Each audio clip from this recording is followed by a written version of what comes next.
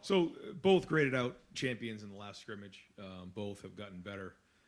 But to this point right now, I mean, as honestly as I could say it, there's not one that have won the job. There's not one that's lost the job. There's been times over this camp where I felt like one was going to take over and the other one came back. It was like a horse race, and they just kept pulling away, and then the other one would catch up. I think, first off, that our staff feels confident with both of them, which is exciting. I think this is two good players getting after it. I think they're making each other better. We've got them more reps than I think we have anybody else in the camps, any of the camps that I've been here. In the two fields helped us. Having 120 guys able to practice was big. I asked the staff this weekend after the scrimmage. I just took a straw poll, and it was almost split right down the middle. So what does that mean? Well, I think that it's going to continue to go on this week. And we'll go from there, right? Is there a chance that both of them can play in the first game? I think the answer is yes, that's a chance. But we're going to keep working. We don't have to make that decision right now. But I can tell you that I am pleased with their progress, and our staff feels strong with both of them playing. Where it goes, we'll keep putting one foot in front of the other. Third row right, Tony Girdman, Buckeye Huddle. Ryan, when it comes to choosing a quarterback, you mentioned talking to the staff. How much weight does the defensive staff's thoughts on having to defend somebody weigh? A little bit, but I like to get their feedback on what they see every day for sure, and that's why I did that. Same thing on offense. I like to know what the O-line coach thinks of the quarterbacks. I like to know what the special teams coach sees. It's good to get a consensus of that, but ultimately, it'll be my decision. As you said, it's split down the middle. Was the defense in favor of one guy versus the offense in favor of the other guy, perhaps? No comment. Fourth row middle, Pat Murphy, 24/7 Sports. Ryan, you emphasized that you're comfortable with both, but obviously the longer this goes on, the more perception is that maybe one guy isn't. I know Dave asked you last week if you believe in the adage of two quarterbacks, you don't have one. How do you, if you do have to handle this, how do you handle it with both guys? Well, there's been situations in the past where you have the two really good quarterbacks on the roster, and these things have a way of working themselves out. Now, when? But I can't sit here and honestly say, and I met with the quarterbacks, and they agreed. There's not one that's that much further ahead, but they both graded out champions in the scrimmage. They're both playing very well, so that's really good, and we have confidence in them. So we've talked about this before. You don't know until you get into the game what exactly you have, and practice is good. Practice gives us a snapshot of what you're going to see in a game, but once you start getting tackled and you're in the situations and you're live, that's a whole other thing. So we'll just keep trying to figure it out one day at a time. But I've been in situations, not very many, where you don't have a quarterback, and it's like that's not a good feeling. We're going to have a quarterback, and we may have two, and if they deserve to play, they're going to play. Third row left, Andy Anders, 11 Warriors. It's on the offensive line. Have any of those position battles been settled, and what was your evaluation of how they performed in the scrimmage Saturday? I think that they've improved. I think as we head into the first game, you'll see. I have to make another correction. Josh does like to be called Josh. The guys were calling him Jimmy, so it's back to Josh Simmons. So getting spun around here in circles. But Josh, you'll see Josh at left tackle, and as of right now, going into this week, he'll probably be the starter. And then Donovan is the incumbent at left guard. He's played well, and we'll plan on him being the starter. Our center, coming out of camp, Carson's a little bit ahead of Vic, but that'll keep working. For the next couple of weeks, they'll keep going at it in practice. We'll keep evaluating, but I would say that right now, and when we looked at that, Matt Jones is had a really good camp, probably the best football he's been playing. And then at right tackle, we'll probably start with Josh Fryer.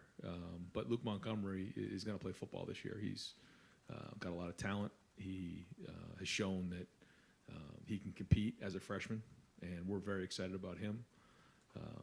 So, you know, we have some other battles still going on. Tegra's in the mix, Zen's in the mix, like I said, with Vic, Enoch's, you know, knocking on the door. So in a situation where we felt like we were thin in the O-line, you turn around after a few months and we feel like we have some decent depth. So, you know, nothing set in stone, but as of right now, I'd say those are the leaders in the clubhouse. Second row middle, Stephen Means, Cleveland.com. Ryan, do you believe in the idea if you have two quarterbacks, you have none? That whole idea? No. No. Oh, I mean, if you had Aaron Rodgers and Tom Brady, you wouldn't say that. I guess because you've talked like you don't necessarily want to have to play two quarterbacks in a game, but it's maybe reaching a point where maybe the idea is being opened up. I guess what are they doing that it's going on this long that you actually feel like both of these guys might actually play against Indiana? And what would that look like if you did it? Yeah, great question. I don't know the answer to the second part of that yet. But what are we seeing in practice? Well, I think we're seeing, first off, in the run game, I think they have a pretty good handle on what we're doing.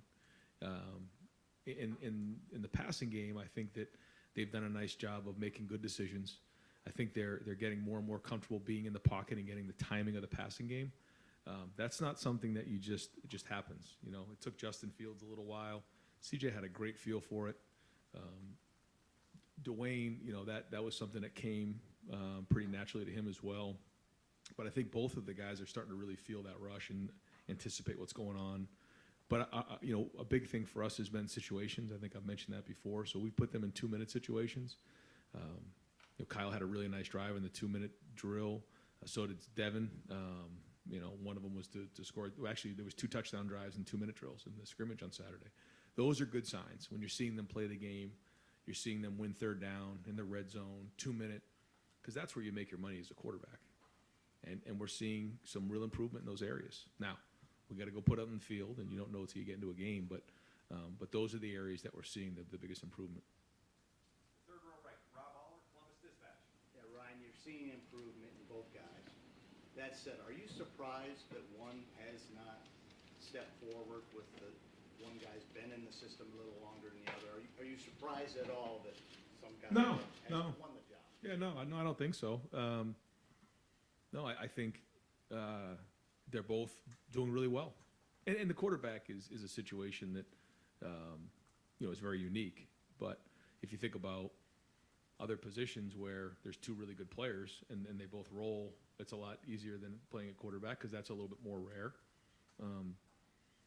But, you know, they're both going to be really good players, and how this shakes out, I don't have a crystal ball on that. And ultimately, we have to do what's best for Ohio State.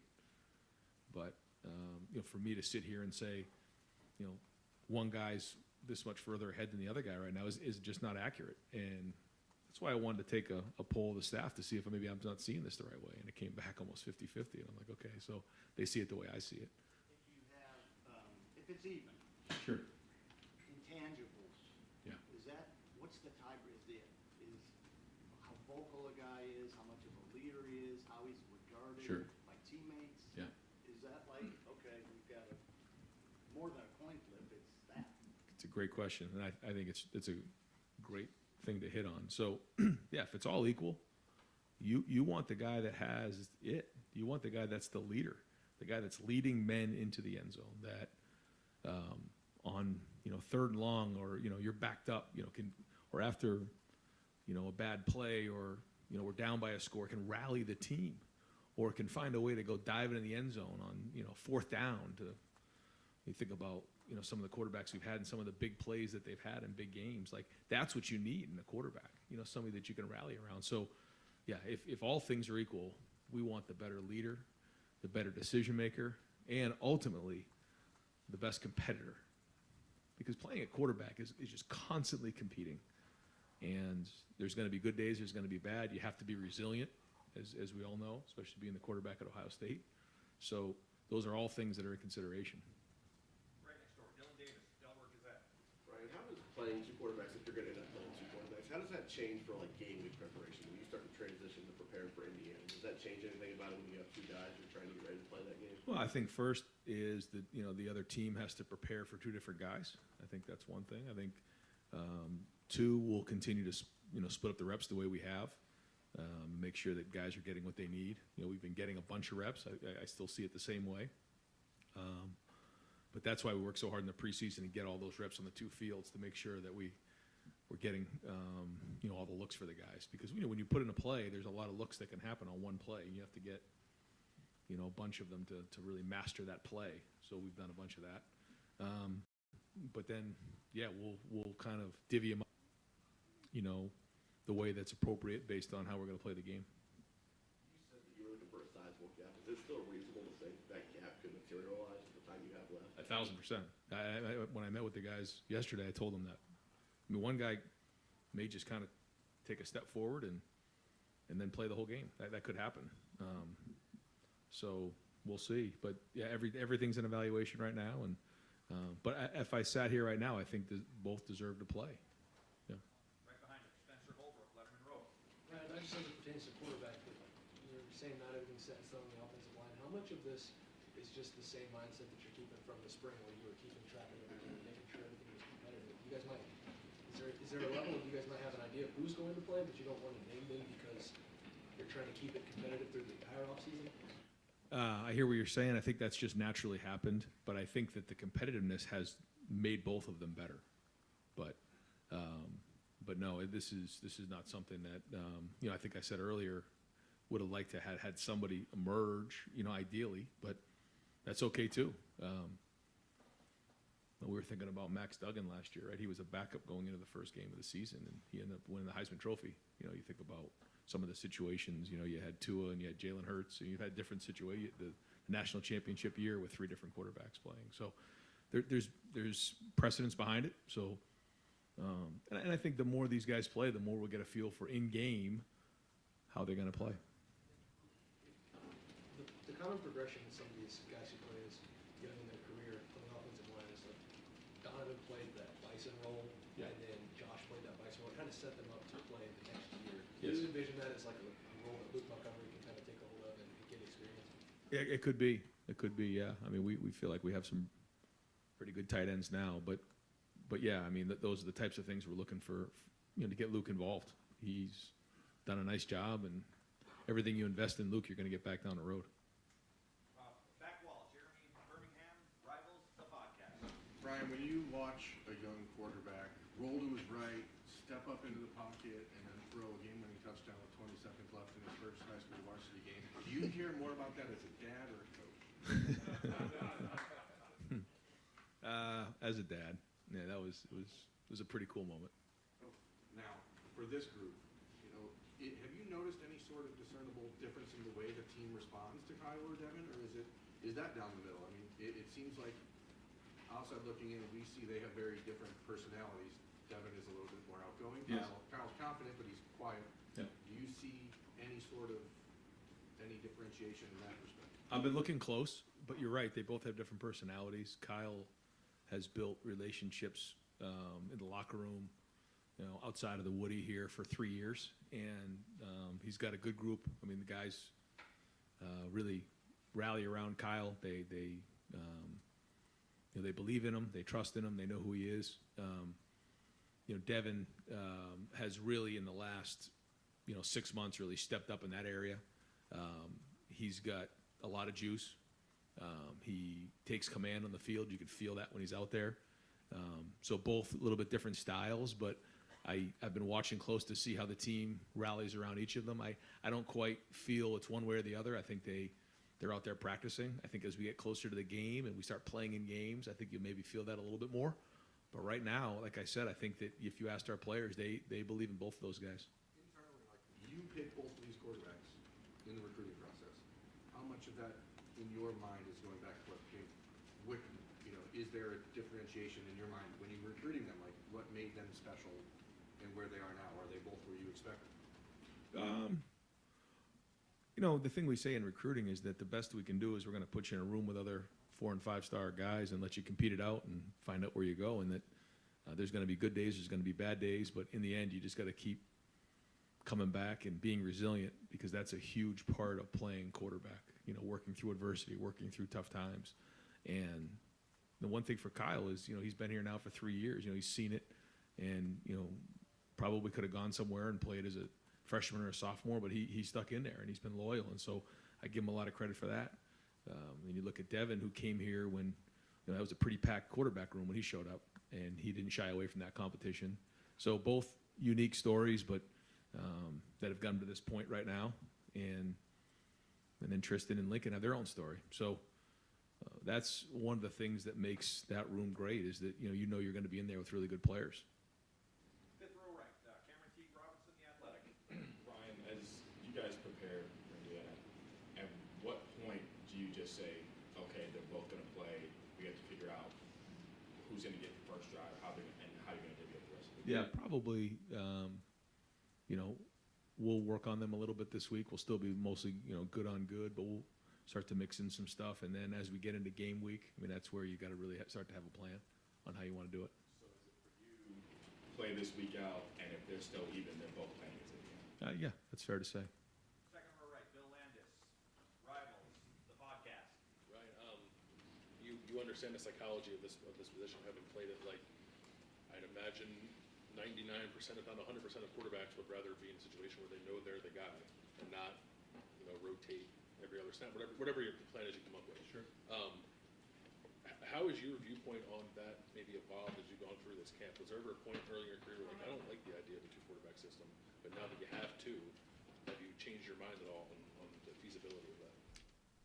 Not that I've changed my mind. I think this year is unique. Every year is different. Every dynamic is different. And I hear what you're saying on that, but it's where we are, and those guys are going to continue to compete, and we'll kind of see who ultimately emerges.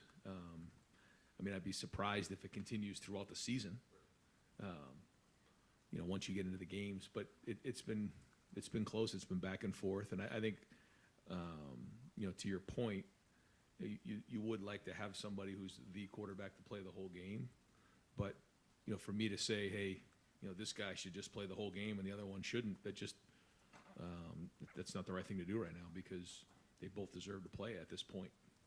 How much does your schedule factor into decision making? We've seen programs in the past do something like this going into a year, but they maybe weren't opening with a road conference game, and whatever the public might think of Indiana, it's still a Big Ten road game. Like, how does that factor into ultimately what you decide? No, it factors in, and we got to go play great football. Like, we can't all of a sudden, just do something because it seems like, bottom line is you have to do what's best for Ohio State to win the game, period. That's it, because we have to be 1-0 on Saturday night. It's our first goal of the season, is to beat Indiana on the road. So we're going to do everything we can to win that game and make the best decision to put the guys in the right spots to be successful, and then we'll kind of build from there. Far right, Clay Hall, WSYX. Coach, it seemed like some of your guys reached out in support of Sammy Sasso. Can you talk about just what that means to have that support? Yeah, well, it's a family here at Ohio State. There's a lot of athletes here, but to see something like that happen was shocking. And our prayers and thoughts are with him and his family, and certainly Coach Ryan and the whole team. Just a tough day, and so he's got a lot of people around supporting him, but just awful that he had to go through something like this, and it just, boy, it makes you think about how quickly things can end, and tough day, but certainly everybody here was affected. Back to football, did you have equally tough decisions in the NFL with QBs? Take me back to 13, 14. Not really. Usually in those type of situations, the one year I had in Philly, they signed Sam Bradford to a pretty significant contract, and so he was the starter. I mean, when they're paying him that much money, he's going to be the starter. That's just how it goes in the NFL.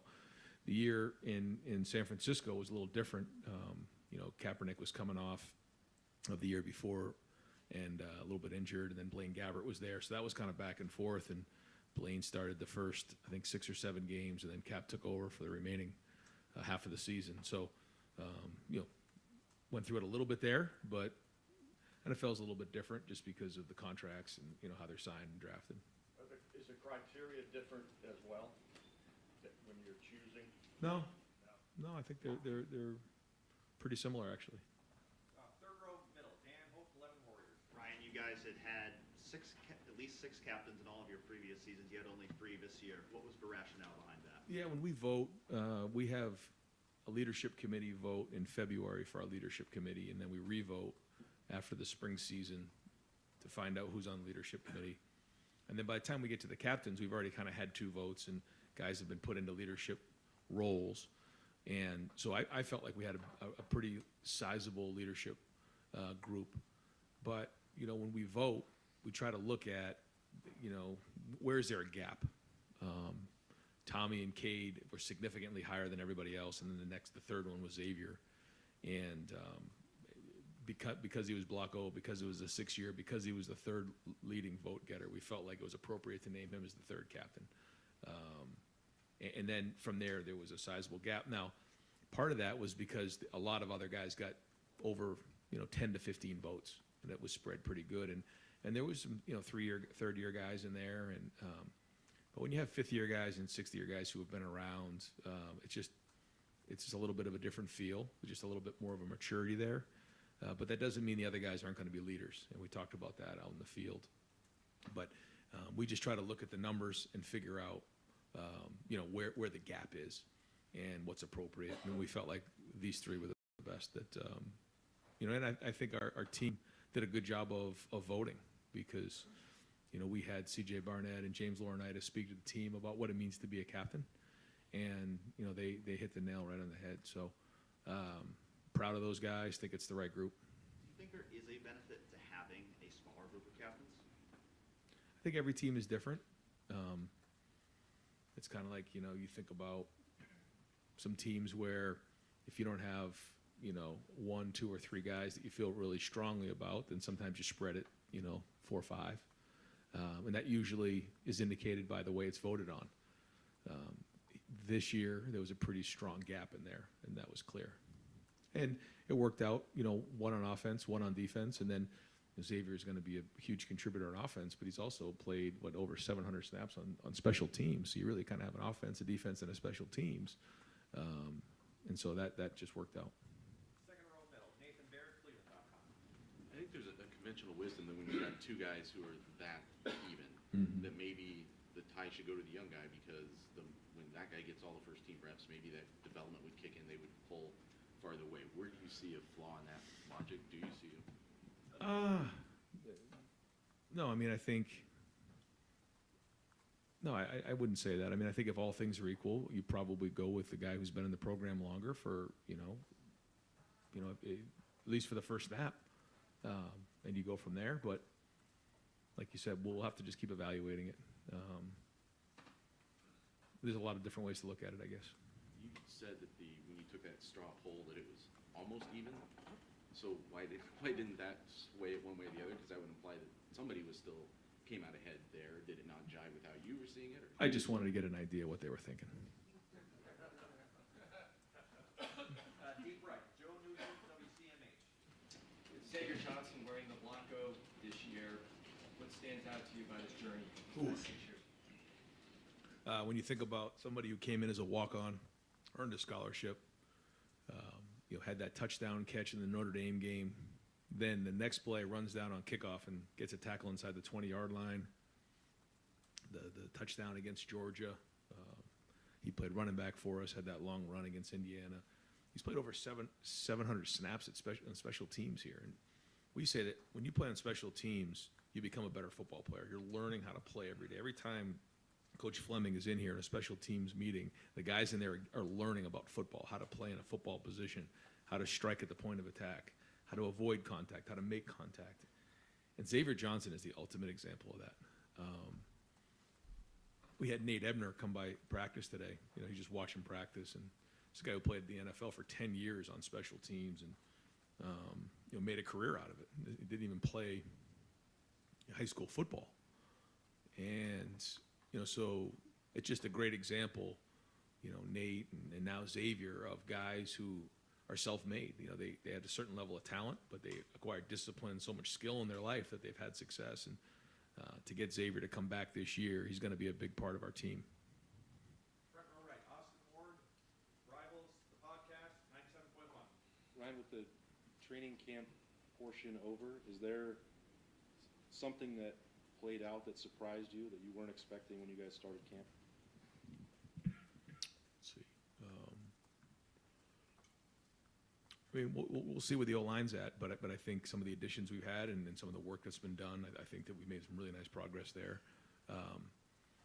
I think we have more depth at defensive end than I expected to have.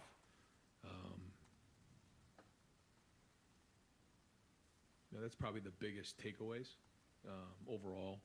I will say that Carnell Tate continues to impress.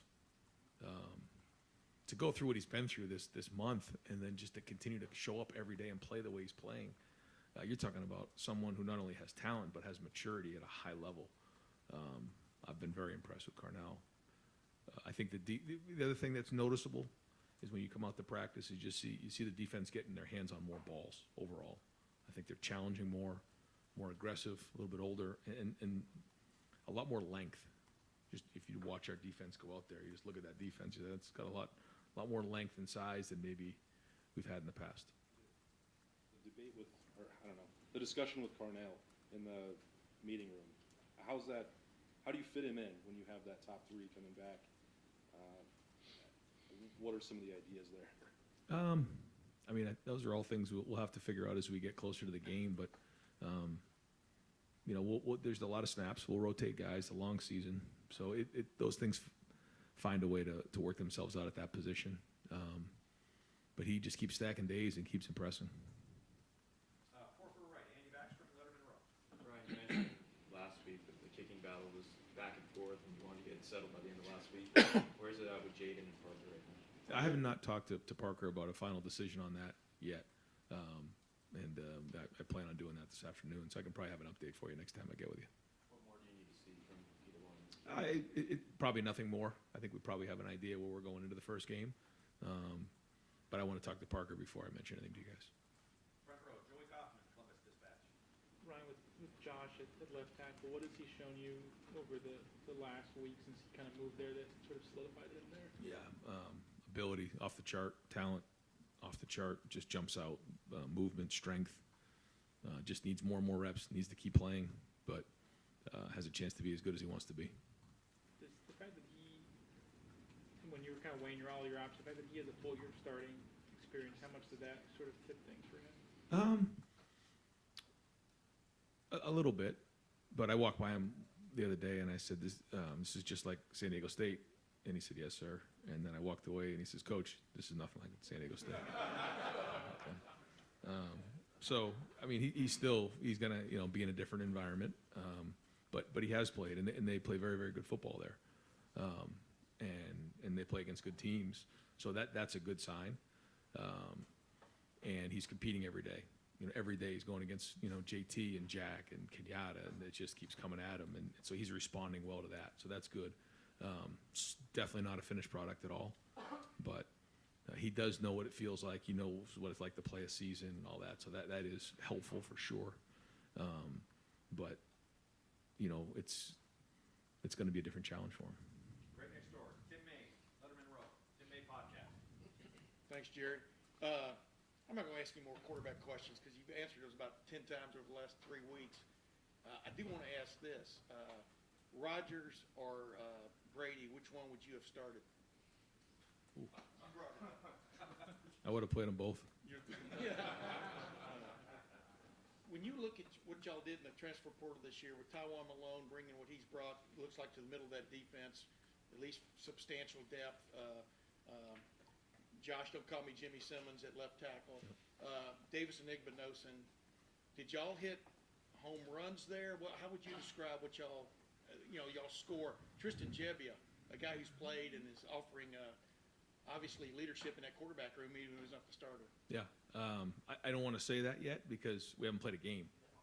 But I'll tell you, I've been very excited about what you just talked. All those guys, excellent. Just, I think we did a nice job not only evaluating but also identifying the right fit. And the guys that you mentioned, the roles that they've taken on, I'm excited to see all of them. But you're right. I don't want to say because we haven't played anything. How am I going to say anything? But it's been very, very encouraging. But just jump out to you that all the guys have played. Yep. You know what I mean? They're not. You're not bringing along neophytes there. That's right. Yeah, and like Davidson, he played at Ole Miss. He's playing in the SEC. I mean, he's playing against real teams every week. Taiwan has played in those games. Now he's really diving into football now. He's all in on football. So I think his best football is ahead of him. But you're right. These are not guys that are coming out of high school. They've actually played in games. You talked about Cardinal Tate a minute ago, and Noah Rogers lost his stripe, black stripe and stuff. How pleased are you with that group? I mean, that young group of receivers. That's an obvious kind of an obtuse question, but Yeah, excited about them. I think that they hit the third week of preseason camp a little bit as a group, but Brandon Innes, I believe he got his black stripe off today. And that was exciting to see him because he had a nice scrimmage. He's a football player. I think we all wish he was here in January, but that's okay. He's doing a great job. He had to come in the summer and kind of figure all that out, and so he will. And he's got a pretty crowded room in there that he's got to work through. But he's trying to get in on special teams as a returner and those type of things. So Bryson and Noah are working hard, and obviously Carnell's there. So very encouraged with them. I like their work ethic. I like where they're at. They're still freshmen. They're still working through all that, but it's been mostly positive. what an era though, because you're talking about receivers coming in who are almost complete. I'm not saying not saying they don't have anything to work on, but it's interesting the receivers, the top level receivers are coming out in college football now, isn't it? To you, Ryan? Well, they're more. They play more 7-on-7, so they know how to run routes more. They know how to deal with man-to-man. They know how to recognize zone. They do all that stuff. The areas where they don't always get as much opportunity is just the blocking and taking care of the football, playing on contact, and those type of things. It's still a very physical game, and that's where when you're in camp day after day playing with pads and getting tackled and getting hit and having the block. I mean, those are all the things that they're working through. But to your point, when it comes to the passing game, these guys are much further along than maybe in years past. Getting short on time, folks. We have time for a couple more. Steve Hellwagen, 24/7 Sports. Hey, Coach. Secondary last year gave up some plays there the last couple of games. You have more depth there this year. Just what's your overall thought about that group and how they've performed through the first 2 or 3 weeks, and who are maybe one or two guys that have been consistent throughout that period, maybe most consistent throughout that period? At corner, Davison, Denzel, and Jordan, those three have been consistent. Lorenzo's learning the position, but he's very competitive and getting after it. Jermaine Matthews has flashed. The young guys, Calvin and I think I'm missing Jair, Brian Turner. I mean, those guys have all played, but I think when you look at probably Denzel, Jordan, and Davidson, those guys have probably been the most consistent this camp. At safety, Lathan and Proc Malik has done a really good job stepping up. You're going to see him play a lot this season. He's got a bright future ahead of him. Jihad's going to be in the mix for sure and play. And then obviously Cam and Sonny,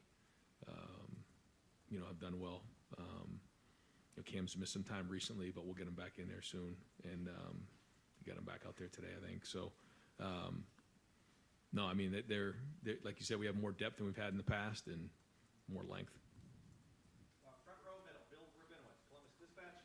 I will ask you a quarterback question. Sorry, Tim. How much do you weigh floor versus ceiling? That you know that if you start this player, you'll get this at the start, but maybe another guy's got more potential. Maybe it's the same guy's got both. Right. And especially considering, not to slight the first three opponents, Yep. but you can maybe ease into it before you play Notre Dame. Yeah, I think that plays into it. Yeah, I think you want to figure out who has the highest ceiling, who can develop more. I think that does play into consideration, but at the same time, you're not going to do that at the risk of losing games. And how are you handling it, and how are the quarterbacks handling this? I'm sure they would love to have had a decision, and I'm sure you would like to have had this. Yeah, it's college football. Every year has a different story. Every year has a different challenge, and you work through. I know in my heart this thing is going to work itself out, but I'm proud of the way the guys are competing. I am. I mean, if I felt in any other way, I'd say it, but now they're going to have to go, keep pushing through and competing, and if it goes into the season, it goes into the season. How much better do you feel about your team overall now versus at the start of camp?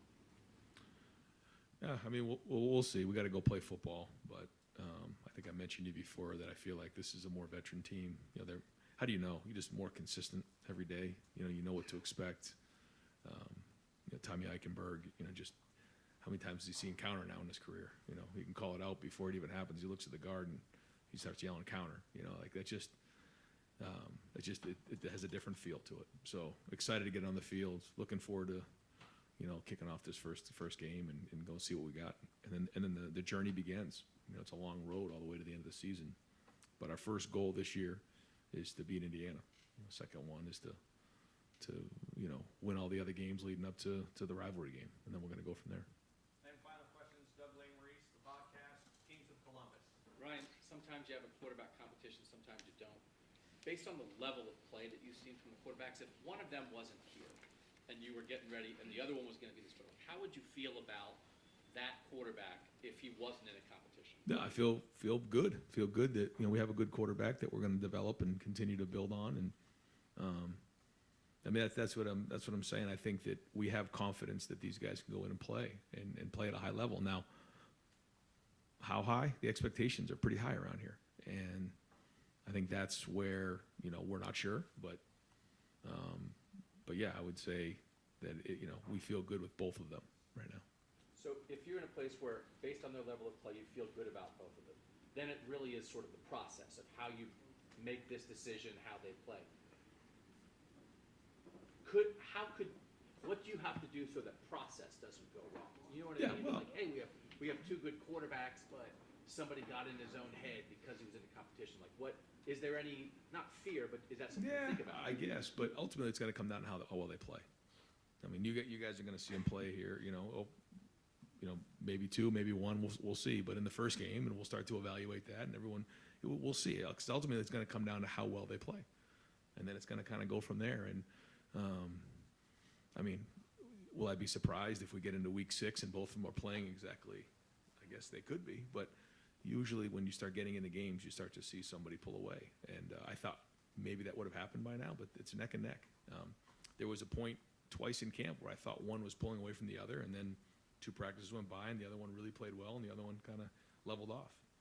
And I would let them know, too, right then and there. I'd say, you were pulling away, and he just kind of took over a little bit, And so one thing's for sure is they can't take a down off.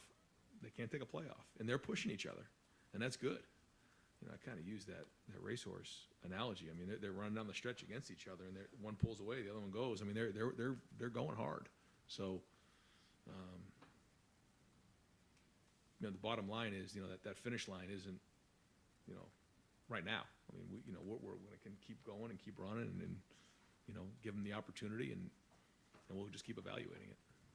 Coach, thank you very much. Thanks, guys. Yep.